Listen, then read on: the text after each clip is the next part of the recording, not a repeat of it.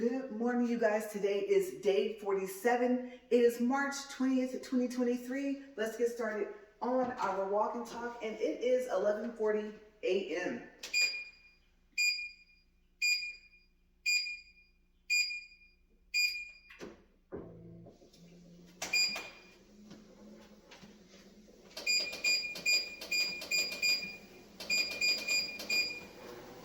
All right, you guys. Okay, so today, you know what? I am happy. See here, almost forgot that I did put this in my pocket. All right, so today is going to be a double day. The topics, I'm kind of up in the air just a little bit, okay? I do have a little bit of an idea of what I'm going to talk about today, and especially since I decided to do a double day, and this was a last minute decision. Okay, so first let me just start off with that. All right. Because I have a lot of days to make up for. Remember, I had 2 days that was unexpected, and I already made up for those. Those were the triple days. All right, so on March 31st, which, as you guys know, is coming up pretty quickly here, that will be day 58. And that day is supposed to make up for day 68, which is April 10th. Okay, so I think that I'll be able to walk on the 31st, I'm pretty sure. I'll just have to walk a little bit earlier in the morning. Usually I'm out here by no later than 9 a.m. anyway. But I don't think that I'll be able to do a double day. So that is what today is going to make up for, is day 68, like I said, April 10th. Okay. Because I have a feeling that on the 31st of this month, like I said, I'll only be able to get one walk in that morning. Pretty busy coming up this weekend. That's why I had to make up for April 1st and April 2nd. Okay, so first topic for today. Since we're on cars, I kind of figured that we'll stick to cars. Now, this, I'm not sure if I'll be able to do, but you guys, I have on my phone a link to a picture, or it has like 11 pictures, but the first picture, I didn't even go past it, and it literally stays on my phone. So you know how I said yesterday, I wore my pajamas to have pajama day because I've been wanting to do that, and also because the pajama shirt said, believe in your dreams. Well, I didn't really look at the Rolls-Royce cars, or even Bentleys, until my husband mentioned them, and started showing me pictures. Okay, and they have those, I think those doors are called suicide doors, where they actually open the opposite way, and I thought that was kind of cool. And then, you know, some of them have those little lights that look like stars in the ceiling. And the unique thing is, Amazon actually sells that lighting, and some of the people did videos on how to do that.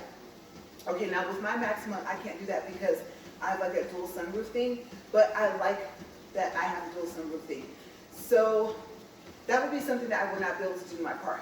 But on this link that I'm telling you guys about, I think I'll be able to put it in the description box. I don't know. I'll see, because I probably have to email it to myself and then copy it and then put it in the description box, since it's on my phone. Okay, but it is a picture of a black badge Rolls-Royce Wraith. Or actually, I think it's pronounced Wraith, right? But forget the way it's pronounced, you guys. This car is gorgeous. And it's kind of what I pictured my car looking like once I did that chrome delete. And it wasn't. Okay, the paint ended up coming out with a matte finish. And I think it was supposed to be more of like a slightly, I don't know, gloss finish. I am noticing that on the driver's side, the two wheels, that they're starting to have kind of that gloss look a little bit to them. But I think that's because after I wash my car, I actually get it back out of the sun, and then I use, I believe it's called dip coat, and it's to protect hyper dip.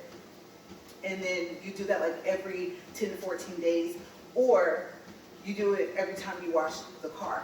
And so I've noticed that that's starting to change the texture of the surface of this paint. Okay, so the passenger side is being stubborn. It's not doing that.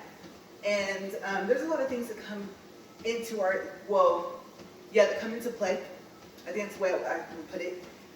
When you do hyper-dip. The humidity makes a big difference. Okay, so you don't want to be in humidity that's anything higher than, like, let's say 32 or 33. And I don't think at the time I knew that. And so that might be why it has that look to it. And I've been tempted to spray the high temperature gloss finish on there, but like I said in my other videos, I have heard that's a no-no. Okay, because then it's very hard to remove the hyper-dip. So my thing is that I want the shiny finish though. Okay, so I've been telling my husband that I actually want to do the caliper paint, but like in a black gloss on my wheels. And yes, it'll be permanent, so I'll have to be careful. And I'm thinking I might have to go ahead and just do it the same way, prime, paint, gloss, right? Of course, clean the wheels first. But that's gonna take a lot of time, and it'll be more of a permanent thing. So I don't know, you guys. I'm kind of iffy about doing it because, one, I don't want to accidentally spray the tires because I won't be able to get the paint off. And I think even though it'll have less dry time, there's only 10 minutes in between each coat for each of the bottles. So the primer is 3 coats, the paint and the gloss also, and like I said, 10 minutes in between to dry. So it would be a lot faster to do it than it was when I did the hyper-dip. But I don't know. But you guys, if I can get this link into the description box, if you want to see what I wanted my car to look like, I know it's not a Rolls-Royce, but the gloss finish is what I'm talking about, like the whole blackout, everything, okay? Because the torque that we're using on the car, we like it a lot. I do have a video on that, but I did not show how to do the torque on the car, okay? Because it started off with my husband testing it first on my car and his car. What I did show was what it looks like with the finish. Okay, so after you do the torque, you do have to let the car sit for 5 hours and it can't be out in the sun. Okay, so now that I have even more of a gloss finish on my car, I'm looking back at the hyper-dip and I'm just like, I don't know. On one hand, the matte is growing on me, but on the other hand, you guys, I really want that gloss look on the chrome. So yes, I don't know. Even the chrome, yes, on the doors, on the windows, and the chrome in the front. There's also chrome at the bottom, underneath the grille. I want to do a gloss black on all of that. But like I said, oh my gosh, you guys, I don't know, because it's going to be permanent. And my grille was already black when I got the car. And then I know you have to be careful to not get paint inside of the grille, the front of your car. So I don't know. And I don't want to mess up the fact that it looks really pretty with the black that they already did. Okay, so like I said, the car already came with that black grille in the front, and I don't want to mess that up. The Nismo stickers, I'm not sure if I will put them back, but now I know how to put them on correctly. And I didn't know, so every letter was hand placed, one by one on all 4 wheels. But yeah, you're supposed to peel off the back paper first, the white piece of paper, and then you're supposed to peel off the clear film on the top, because the clear film is what holds them in place and what makes it look straight. If not, like I said, they are single stickers. Okay, so I think you just like cut a strip. And I was gonna test it, but then it was gonna ruin the paint on my wheels, so I was just like, you know what, because I'm so structured, like I know when I see it, everyone's like, oh, your car's so nice, you did that yourself, and I'm like, yeah. And I'm thinking, but the letters aren't straight in some of the Nismo. Now you're probably gonna notice it too. If you live in the same city I do, and you see my car, like, oh yeah, she's right, it's not, it does look awkward on some of the wheels. But I've been debating if I do that permanent gloss, if I am gonna put Nismo stickers back on it. I don't know. I think I'm used to them, and maybe it'll look different because now it'll have that shine that I want, especially because I'll end up putting gloss coats over the paint itself, and the paint is already supposed to be a black gloss. So that's like the upcoming projects I'm thinking about doing, and if I do, I'll film it. And since I've already filmed before, I kind of know where I went wrong, you know, with the whole crumbly thing. Like I said, the chrome delete on the car was fine, but like I'm not happy with that video of the chrome delete of the wheels. So yeah, that's kind of a plan of what I'm thinking about doing.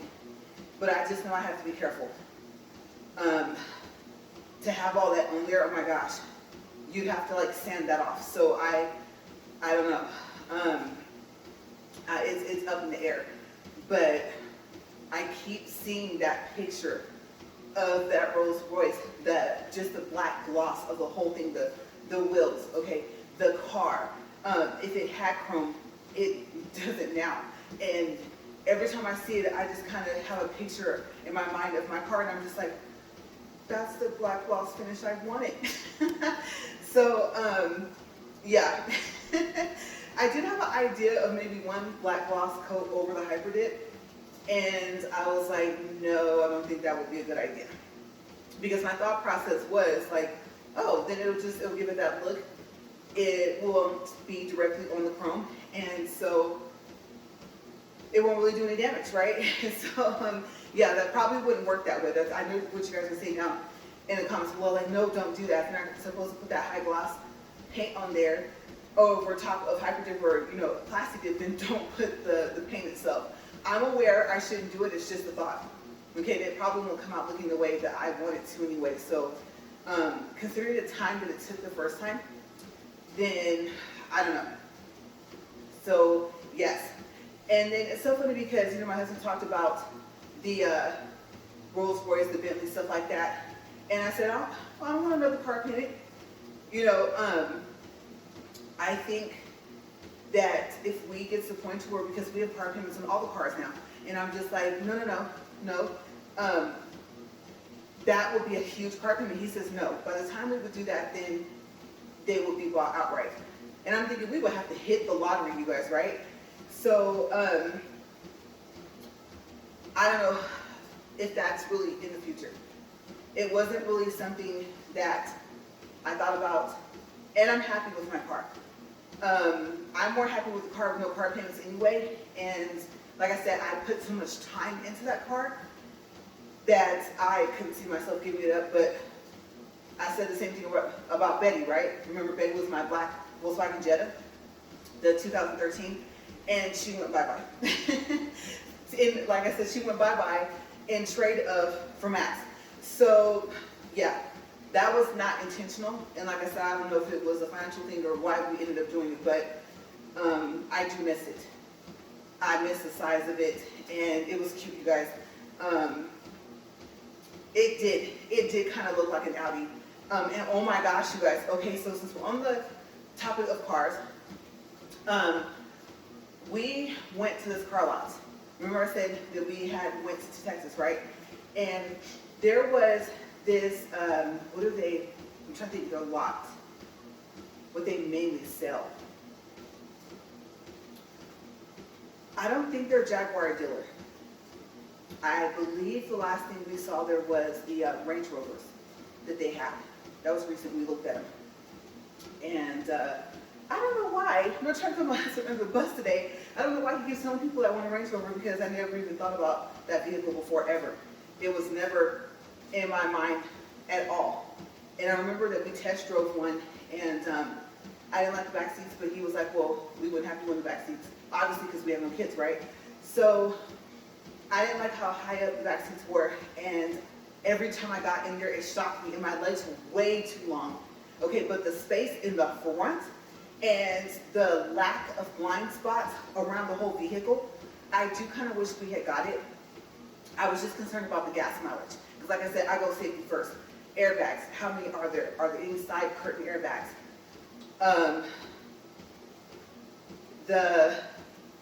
Let's see what else.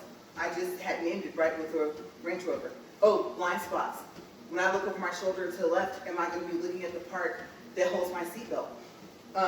If I'm already back as far as I need to be for my legs to be comfortable, then I don't want to push myself back any further, and obviously I can't pull myself forward because then my legs will feel cramped. So I kind of look at those things. And then like other safety features, those assist, lane assist, all that stuff, no, I don't want none of that. Rear assist.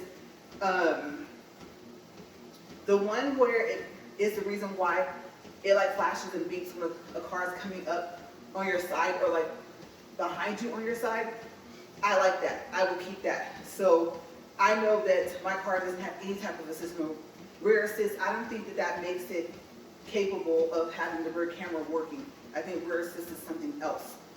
Okay, so if that does work with the rear camera, I will keep that. But yeah, anyway, so whatever dealership this is, they had a murdered out, which is where I got the idea to do that to my car. Audi, oh my goodness, and it had the Knight Rider lights in the back. And Knight Rider was one of my favorite shows when I was younger, you guys, so I was just like, this car is cold. And you know, they probably thought, oh yeah, we have a sale. Look at how her eyes lit up when she saw that car. You know, and it's an Audi too, right? They're good cars. And they're doing something new with like the brake system or something, or something to do with how it accelerates like when you drive it. I don't like it. Whatever they're doing, it's not called the anti-brake system.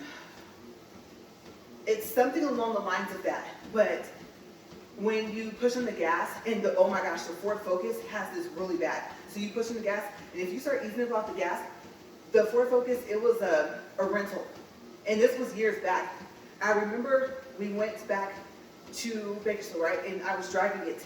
And if you ease up off the gas, it will almost like threw you through the windshield. Like you didn't even step on the brake. And I was like, why is it so touchy like that? You almost didn't have to use the brake. But it was weird. Whatever causes the car to do that, I don't like that. So I think they need to get away from that and go back to, if it does have something to do with the brake system, go back to like what they had before.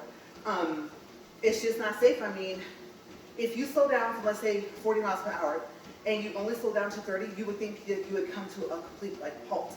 And so the Audi wasn't that bad, but I could kind of tell, you know, you really had to get used to the gas pedal with that car. And so that was the other thing I kind of didn't like about it, was actually the way it drove, just that part. Over time, maybe I would have gotten used to it, but I mean, you would have to be really, really easy pushing on the gas and really, really easy letting your foot off of it, especially if you did have to stop. So like I said, it wasn't that bad. If it was, I'd turn right back around and went back to the dealership, but I did notice, I don't like when it has like that kind of jerk thing, and you know, you're supposed to come to a smooth stop, and sometimes that's not you, sometimes that's the car. And so they're doing all this new stuff to it, and I'm like, okay, the murdered out stuff, yes, fine. Kia has this thing where, I want to make sure I'm saying this right, it's the Optima, and they have, how would I say that? Is it 2 transmissions? I'm trying to get my nose. Oh my gosh, you guys. It's just cold enough out here to make my nose want to run. So yeah, the Optima, it either has 2 transmissions, or I can't think of exactly if it does or not. But the safety feature that I liked in the Optima was that the engine or the transmission, one of those, if you got hit from the front, so like a head-on collision, then one of the two, the engine or the transmission, you guys have to check and see which one, will go out the side in front of the passenger's, I think, wheel, instead of straight back. Because I said that if it went straight back, it could crush your legs. And so, I mean, of course, you don't go out driving thinking, I'm going to get into a head-on collision today. Oh my gosh, no. So I'm not like that frantic person that thinks about that, but they happened to point that out because they knew that I was asking about safety features first. And so they told me that that was what was unique about the Optimus. And I thought that could be a good thing and that could be a bad thing. But if you don't have a passenger, then, I mean, you don't want crushed legs, right? So I thought that was pretty unique. I've never heard of a car having that safety feature like that. So I don't know about the Audi, probably it wasn't made that way, but overall, it was nice. And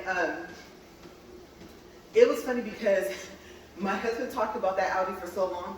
I was like, did you want me to just pick it so, you know, you could drive it, or so it could be for you instead? You know, whenever it comes down to, are we going to be able to sell it? Look at the miles on the car. Okay, the car's still in good condition. You know, are we going to be able to trade in it if we have to? You know, so we don't just go trading in cars because we want to. You know, like I said, sometimes it's financial, sometimes it's like, you know what, cars aren't going to last forever. Now, some of you might be thinking, oh no, I have my car for like 10, 15, 20 years and it's still doing great. You know, just take care of it, do the maintenance, oil changes, stuff like that. Of course, at some point you are going to have to replace the brakes, the tires, things like that. You know, but my car's been running for a long, long time. Well, that's true. But you never know, like what would end up happening as to why you would actually have to do that trading like that. Or go in with no trading at all. Like if you plan on keeping the current car. And at least I'll keep them from telling you that you're upside down, right? So, yeah. I think also in the back, he says it did. I don't remember it having cup holders. And so part of the thing is I think about, well, when I could. After the accident, I really don't like riding with other people. Okay, so it's not a matter of me having to be in control. It's just that, you know, other people have different driving techniques. And so now that I did that, the little things for my sweater, it's tickling my nose. So it's not running, it's like some little fuzzies here. Okay, so maybe I should have washed this first and dried it before I wore it. It was already clean, so I had no reason to do that, but I'm thinking maybe I should have, and that would have gotten rid of little fuzzies. Okay, so yeah, I thought about it and I said, well, one, leg space in the back. I like leg space in the back. Two, I don't like two-door cars.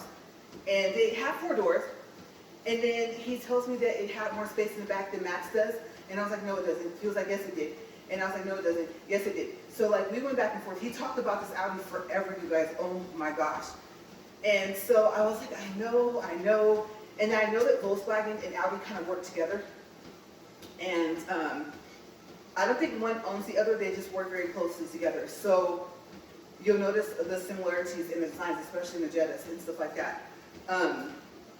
But yes, he did not, oh my gosh, he did not let me live that down for months and months. Maybe into the next year, he was still talking about this Audi. And I was like, yeah, and then the Jaguar is what it's Jaguar. You know, however you say it, right? So it was really cheap. It was like $17,000. Of course, we would still have car payments on it. But the thing I didn't like about the Jaguar was that, number one, it wasn't black. Remember, I always wanted a black car. And I was like, I'm not trading in my car. That it's a Jetta, like I said, it looks like an Audi, and it's black. It has black on the inside. And it wasn't blacked out on the outside, but it was nice. And so I said, I'm not trading that in for the Jaguar. Believe it or not, I was like, no. Plus, I think mine was a newer year, possibly. And even if it wasn't, the interior, I did not want to go back to peanut butter interior. I don't like light interior. So, especially if there's no style to it, there's no other color to offset that. And so I was like, no. But it rode. Let me tell you, the ride was nice. It was smooth. I did like the ride. It was quiet, a very quiet car. And also I did like the camera system it had in it, because I want that 360 camera in the car, and it had it. And you could pick what you wanted to see. And then you could kind of use the camera system to kind of have it to where you could see, I think, the rear while you were driving. Okay, so it wasn't just when it was sitting still or something like that. So it was really cool. I don't think it had a 6-inch changer, but I don't think I cared if it did. But I just couldn't do it. It was pretty and white, but if it was a pearl white, they might have almost had me, but I pictured myself wanting to have the inside reupholstered. And then plus the inside was real leather. And you know, for me, that's a no-no. And it was. He was like, oh, the seats were so soft. I felt like I was sitting on butter. And again, I was like, did you want me to just get that one? I mean, it cost way less than the Maxima, because we'd already seen the Maxima. And he was like, no. And I was like, are you sure? And I said, the one thing to me, I don't know, tell me if you agree. Okay, so for a Jaguar, the one thing about it that makes it so distinctive, it's a little Jaguar cap in the front, right? Even if it doesn't come up like the winged lady or whatever it's called, like on the Bentley or something like that. And I know some Jaguars, the little cap did come up. Even just not having it sit there, you guys, I was like, to me, personally, it just wasn't a Jaguar without it. I was like, no, that was the uniqueness about it. Besides the fact that it rides nice, besides the fact that, yes, the seats they wore, like sitting just on butter, they were so soft and comfortable. But I think that's what it was for me. And you guys know me. Because it already would have been a Jaguar, it's so funny because I think in my Amazon wish list, I have this thing and it's supposed to be, I think, a cell phone holder, and it's a little jaguar cat or a panther or something like that. And it like clips, I think, on that little piece in front of you where your speedometer is. And they have it in, what was it, a black, gold, and I believe, I think a chrome. So you know, I'm laughing, oh my gosh. I'm still trying to stay off of as much medicine as I can, the allergy medicine. I need it right now, but I'm trying. On my break before the double day video, I'm gonna try not to, okay? Because like I said, we're doing this immune system reset. But yes, I probably would have, knowing me, I probably would have went, especially if I found out that that was a little jaguar. It was cool too. I wanted to see it. I wanted to get it. I know it was coming from overseas. It was going to take a long time. I hate waiting for stuff for a long time. But just to see what it looked like and to see if it could have held my phone before I got that Z Fold 2, then I think it would have been kind of cool. And yeah, I probably would glue that right on the top. I mean, like I said, especially if I found out it was a jaguar, it's not like I'm branding my car something else. It already would have been a jaguar. So yes, I was like, no. And it didn't have that beefy kind of sporty look to it that Max did. So I was like, no. And so that day, we did go around and see other cars, but I ended up getting nothing. Okay. I think the Audi was last. And still, I think also in the back, so if it did have cup holders, that part that flaps down where it was, it just flapped. I'm used to, okay, let's start with the Jetta. With the Jetta in the back, you pull it down and it's stiff, right? It's very sturdy. It doesn't flop, doesn't move. The cup holders are pretty good the way they made it. It's kind of unique. You push it, it reminds me of like the front of a DVD drive. And then the little cup holders would pop out, right? And you push it back in, and then it would just be flat in the front, even if you have that little console thing down. And the Audi wasn't like that. So I thought if there were cup holders, and let's just say someone's here visiting, and someone is riding with me, they're in my car, they're going to be in the back seats, right? So if they do have drinks, it would be easier for them to be able to put them down. So my thing is, if it has a function, it has to be functional. It actually has to work. So I didn't like the fact that it was like that. I thought that's not stable enough, and I could see the drinks just flying everywhere. Not that I drive all, crazy, but at the same time, it doesn't matter if it's fake leather and you can like wipe it off and spray it and it's fine, it won't crack and stuff like that. That Armor, however you say it's spray. But the fact of the matter is that I can see that going horribly wrong. And of course it would be only during that time, because other than that we have no one that would be in the back. Even if he's riding with me, he'd be in the front. So yes, I just didn't connect with it. Despite, oh my gosh, how pretty it was. Like I said, that's the first time I ever heard that term, murdered out. Oh my gosh, despite the fact that it was murdered out, I just couldn't go with the Audi. I really couldn't. The other thing was, like I said, I looked over my shoulder to the left so I could make the left lane changes, and that piece was like this. And so all I saw was the seatbelt thing, and I was like, I don't want to scoot forward. Like I said, I don't want to scoot back. I'll be too far away from the pedals. So it just didn't appeal to me. And they probably could have given us a good deal, and we probably would have drove off with it. So, yeah, that was our little adventure in the process of before we went back. Like I said, it was a whole different day, and went ahead and got Max, not knowing that the headlights needed to be replaced. The sensor, the car had been hit from the back, so the sensor was inside the bumper and all that other stuff. We had no clue about any of that with the car, so I'm just happy that it didn't have any mechanical things wrong with it, and it still doesn't. It runs good, and it does get good gas mileage. I will say it doesn't get as good gas mileage as a Volkswagen, but it comes close. So I'm happy about that, because gas mileage is the next thing I look at before I even look at how the car itself looks, the color, the interior. Like I said, I go for all the things that will kind of help save on money on gas, things like that. We're at 28 minutes and 12 seconds. So yes, cars. Today, mainly it's going to be all about cars. I don't think we looked at anything else before I went back that second day, and he went ahead and got it. And the thing about it was that I don't think I mentioned this. I may have, but we were going to pay off the black Jetta that I had. And like I said, you know, I love no car payments. So I did not know until we started to go looking that he had planned on doing that. And I was like, you know, why would we just do that? You guys, it was at a time when I didn't feel good. I don't know if I was sick, if it was my allergies or a combination of both. I remember the car salesmen were pretty attentive, right? They usually call you, hey, are you still interested in the car, things like that. And I told him that my husband was thinking about paying off the car. We finally got it down low enough to where we would be able to do that. And we had just had the AC fixed, right? And the filters and stuff changed. And so we had just dished out, like I said, a little over $200. And nothing else was wrong with the Jetta but that at that time. And so I was just like, and it was the right size. I really didn't want to get rid of it.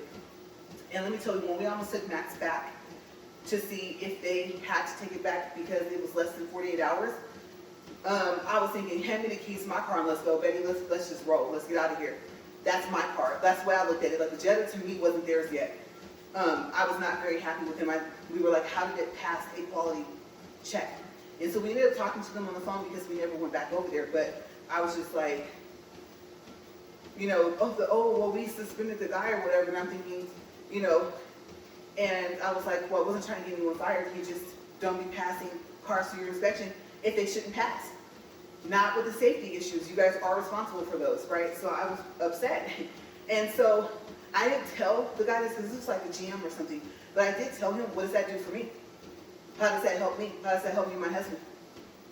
It doesn't matter if this stuff is covered with the warranty. And I know, you know, like I said, that as-is thing tried to push that, and I'm like, no, it was never supposed to pass your safety inspection. And plus, come on now, he wouldn't have suspended the guy for a couple of days if that wasn't true, right? So we were butting heads, and that was the other reason why I was like, you know what, came home thinking we were going to go take him. I was like, let's keep it. I was like, I thought we agreed to take it back, right? So at that point, it was like, okay, now let me show you guys how to do this. When you have something, you take care of it. Okay, if I had a car lot, that's a no-no. I'm not going to play with anyone's safety like that. It's not going to pass a quality control check if it shouldn't. Okay, so, and then I'm over here in this big city, and it does have a warranty on it. So, I mean, if they could, because, you know, sometimes one car lot can get the car you want and have it put on their lot. Like, say you like, okay, I like this car, but you have it in blue. And they'll say, well, so you want it in blue, and then like the interior, what are you looking for? And they'll call around and see if they can get it right, and they'll get it over to their lot. They can do that. So they do kind of work together. They're not all separate, just because they're different. Let's say one's Toyota, one's, what's that, Accord. I think the Accords have their own lot, separate from Honda, right, the Civics and stuff. Yeah, they can work together like that. So I actually, not knowing this stuff about Max, was trying to get the other dealer that had the Audi to see if they could get the maximum. And try to make a deal that way. And it didn't work out like that. So, yeah, that's okay. We took care of it. That's all right. That's why sometimes you just got to do things yourself, right? What's the saying? If you want something done right, do it yourself. I'm one of those people. I don't have a problem with that. So I was like, yeah, I mean, you can't expect everyone, I hate to say this, especially if one of them that works there sees this, but you can't expect for someone sometimes to have the standards that you have. I mean, I hate to say it, but some people just don't have none. So I'm like, how far do you go into not having standards, especially safety? A sensor, you know, I mean, like it was stated to me, with that sensor being missing, and let's say something small, like a child, right? The child's not going to be tall enough for me to see the child, like 2 or 3, a toddler, I would see a toddler. So the sonar sensors are important in the car. That's a big safety issue. So you guys, oh my gosh, I don't know what would have happened if we took that car back and if they were like, we can't take it back. And I'm like, well, wait a second, it says right here you have to.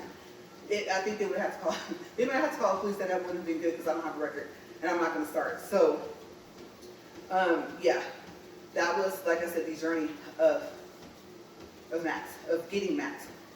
But I don't know, I love cars. Okay, now I can't tell you like, oh, if the car has too much torque, oh, if something needs to be adjusted. Now, of course, if you hear squealing, first thing you think is if it has a, what's that called, a fan belt, right? Like I said, basics, starter, alternator, battery, spark plugs, they kind of all work together. So those are basic. Ignition coil, right? The ignition coil helps the spark plugs. And like I was telling you guys yesterday, so if your car still won't start up and it's none of those things, it simply might be the ignition coil, especially if your car threw a code for one of the cylinders having a problem. Okay, so if you change the spark plug and it still won't say started or it won't start up, then try changing the ignition coil in that same cylinder. And like I said, the part is very inexpensive. If I'm using that word correctly, okay, so cheap, we'll say it's very cheap. Shouldn't run me more than like 10 bucks. So I learned specific things. An oil change, I always wish I was able to do that. I always like having a full-size tire in the car, but the problem is I can't lift it. So I never really thought about the fact of how convenient having a donut was for a spare. So yeah, and then they have some of those cars where, I don't know if they have a run flat system on them, but I think it's like this thing that you put air in it or something, and then you can drive it over to where you need to go. But that's kind of scary to not have a spare tire at all. I do remember I came across a couple of cars like that, and that's why they stayed at the lot. I was like, no, I don't think so. And I'm thinking you might not be able to finance me anyway. so to drive off with nothing to put on where the flat is was like, that's no. I'm not gonna put myself in that position. Also for the air, I do prefer nitrogen. Excuse me, and I haven't done that. Okay, so I think they said, I think the last thing I heard was nitrogen in the summer, regular air in the winter, or I might have that backwards. Nitrogen in the winter, regular air in the summer, but I kept nitrogen in my tires all the way through year out. And so, didn't even think anything of it here. As a matter of fact, I don't think that car is good the tires at anyway. So, yeah, just little things that you learn. It's just like I said, like with the, I told you that's my first apartment, and I didn't know that the vacuum cleaners weren't completely all the way put together because the box is so tall, right? So the things you learn, when you first get a car are just like, oh wow. And then at least being able to check the oil. Adding in your windshield wiper fluid or something like that. I like Rain-X, but Rain-X, ooh, you guys are strong. It be coming through them vents. I'm like, oh no. But it's a good windshield wiper fluid, so there's a trade-off. I like that whole little bug thing they have going on with it. And so I think that's, like I said, that's what I have. And then antifreeze. Learning, does your car take full antifreeze? Like it's not mixed, or is it, I think there's one that's mixed with water. What else is like that? Oh, the oils. The oil's not mixed with water, but you'll have synthetic, which would be full synthetic, or you'll have like that, I think that's called like a half and half or something like that, right? So you have to learn, like, does it take, I don't know, a 5W20 or something like that. Okay, all I know is how does this go? The older the car is, the thicker the oil you want it to be. Okay, so I know they have a 0W40. I think it's not as thick. But yes, I did learn that. Okay, so like I said, just little things that you learn when you get a car and you start to learn over time. Sometimes you have to learn them very quickly, depending on what the car decides to do. Understandably so, just because it's new doesn't mean it's not going to have problems. It could be like electronics where the bugs haven't been worked out yet, right? So I think it's been a journey. It has. And having 3 people, so far as within a circle, because, it says it takes a village to raise a child, right? Having 3 people, between my dad, my uncle, and my grandpa, having all that knowledge about cars, trucks, all that stuff, I do wish I had more mechanic capability, I guess you can say. I always picture myself on one of those little things that roll that you go underneath the car with, and then having on a jumpsuit and stuff like that. And so, you know, being a mechanic or being able to do where you learn how to paint a whole car, stuff like that, auto body work and stuff like that. That's kind of been an interest. I just never went into it. I know I talk about my dad a lot, but I remember he showed me his hands before he became a shop foreman and everything, and he was like, do you see this? He goes, I don't want your hands looking like this. He said, especially being like, if you do like diesel mechanic work and stuff like that, he was like, it's very dangerous, stuff and falling you out, stuff like that. And so he goes, what is it that you want to do? And at the time, I wanted to be a fashion designer. He was like, yes, I'd rather that you do that. And so I kind of had to figure out that even though that's what my degrees are in, you know, design, merchandising, stuff like that, that I had to make some money, right? And realistically speaking, we already have top designers and stuff like that. So I was like, no, I need money right now. It was just like, I'm pretty good at artwork. I can't really trace anything. I'm more of a freehand drawer. And so, except for people. My people are stick figures, okay? Don't judge me. Can't draw people. And cars. I can't draw cars. As much as I like them, I can't draw them. But, yeah. I went into a whole different profession. But yes, these cars, my gosh, like I said, I start with safety, and then I'm like, okay, what feature does it have? What if it does have that lens and stuff? Can you turn it off? Is it permanently off until you turn it back on? And that's kind of like what I gauge when I go look for a car. But I think me and Max have developed a friendship, so I'm attached to the car. Like I said, once I name it, I'm attached to it. But next up, because this is a double day, and I don't want to jinx myself. Not that I'm all that superstitious, but my nose is actually starting to leave me alone. So you guys, I might be able to just hop off and then start the phone right back up to record the next one.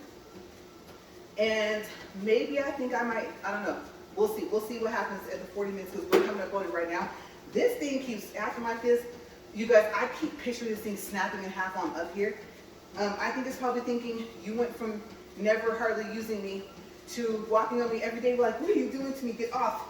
So my treadmill keeps making those noises. I don't think it's happy with me. We're at 40 minutes, 13 seconds, 2.67 for distance, and 185 calories. We're going to stop there. And then, like I said, just to remind you guys, just make sure I have this correctly and wait until it stops. All right, so I'm going to keep this up here. But just a reminder, like I said, our double day is for day 68, which is April 10th. All right, so I'm going to see you guys in a couple of seconds. And I take that back. I think I got to go get this whole nose situation thing to stop. And then I'll be right back. So you guys, I will see you guys in just a couple of seconds. All right.